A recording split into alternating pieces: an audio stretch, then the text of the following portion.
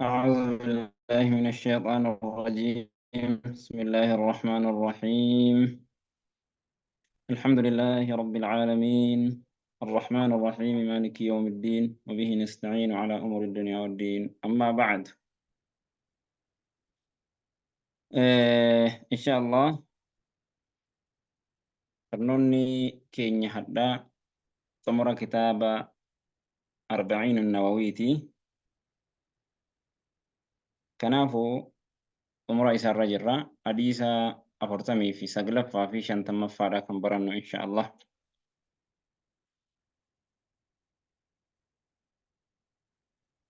الحديث 49 حديثني سقلما فا أفرتمي في سقلفا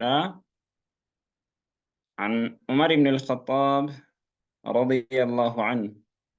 عمر بن الخطاب الرا قبا فمي رب إسراها جالته عن النبي صلى الله عليه وسلم.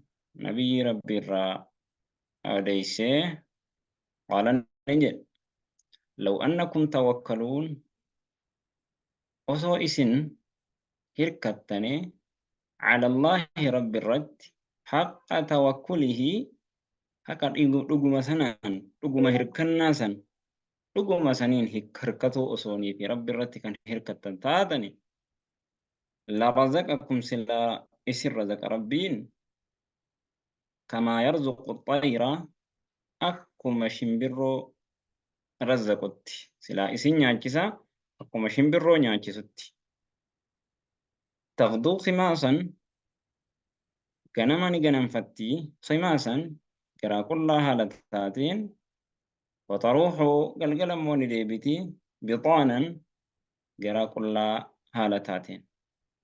rawaahu ahmadu ahmadtu gabaas والترمذي ترمذي اللي والنسائي نسائي اللي في الكبرى كتاب كبرى جرى كذا كما في التحفة حكم كتابة تحفة كيسجل اللي كذب وابن ماجه اللي وصحح وابن حبان حديث كان ابن حبان صحيح والحاكم حاكم اللي وقال الترمذي نجد حسن صحيح هديمني حسني صحيحة جد.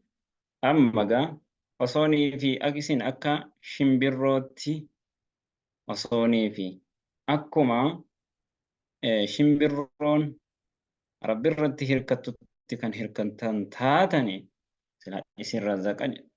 Amma hirkannaan asitti jedhamu jiru kuni mana taa'aneetuma cal jedhanii harka maratanii rabbiin warraaziqu warrazzaqu jedhanii manuma ta'anii harka maratanii mana taa'u sanaa miti. Maaliif jennaan anatu waan kana argamsiisa hojjedhee waan kana argamsiisa sana dhabamsiisu. Hojjanteen waan kana dhabamsiisa hojjedhee waan kana fida osoo hin taane sababaadhaaf ganama ni baata.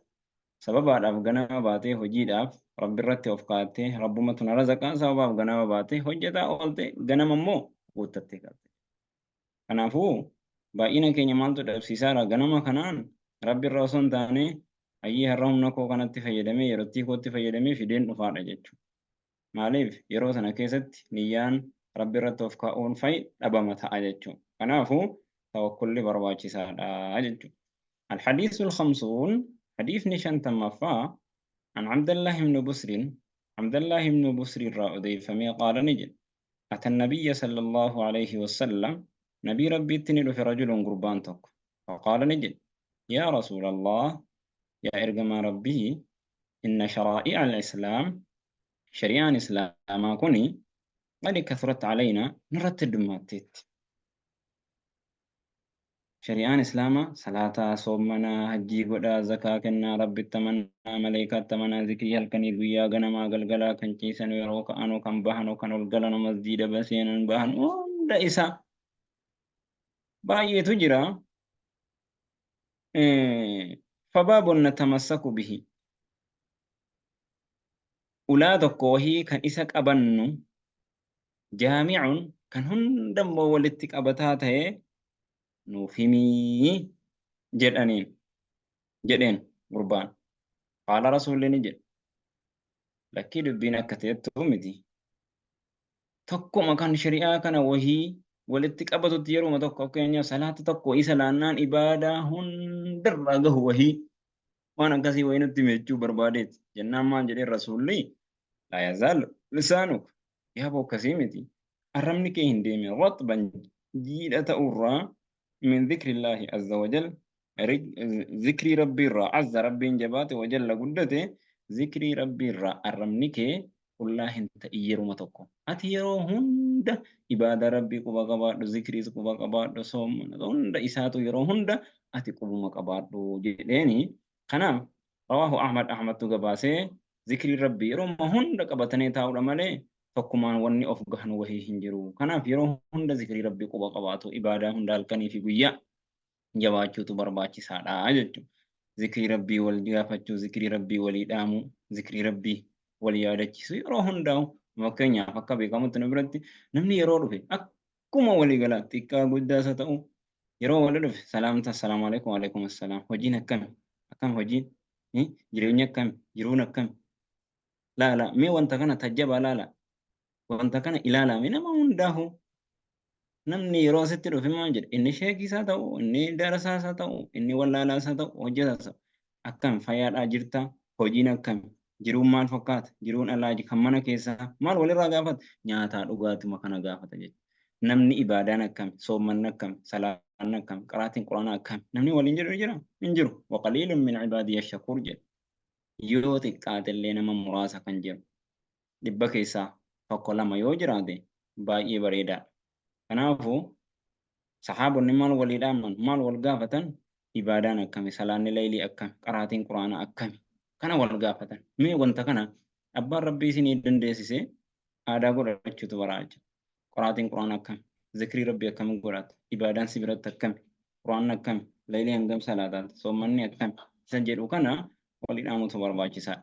Kanaaf walii dhaamnee dhumnaa dhumtisaa jechuudha. Kanaaf bareedaa ta'e tammat guutamte al-arba'uun kitaabni hadiisa 40 kan jennu kan Haafiz Ibn Hajar qudhanitti guutee 50 arba'iin nawawiin guutamte kitaabni arba'uun nawawii jedhamu guutamte. Kanaaf darsiin keenya isa xumuraatii duraa fi aakhira keenya rabbina haa tolchu. Alhamdulillahi rabbil aalamiin alaa kulli haal faaruun kan rabbiiti yeroo hundaa'u jalqabaa fi dhuma irrattis kan rabbiin nu jalqabsiisee ittiin nu ficcisiisee kan immoo itti aanu rabbiin nu haa gahu nama irraa fayyadamu rabbiin nu haa taasisu waan hadiisni dubbatu waan hadiisni ajaje kan inni irraa dhorku hunda isaatu nama bakkaan gahu nama itti fayyadamee waan barate barsiisee wal fayyadee abbaa irraa fayyadamee fi abbaa itti fayyadamee fi abbaa kitaabni itti fayyades rabbuma beekaa alaa kulli haal nama hundaa'u nama rabbiin irraa qeebalu rabbiin haa taasisu. درسي الثاني من قول الله السلام عليكم ورحمة الله وبركاته.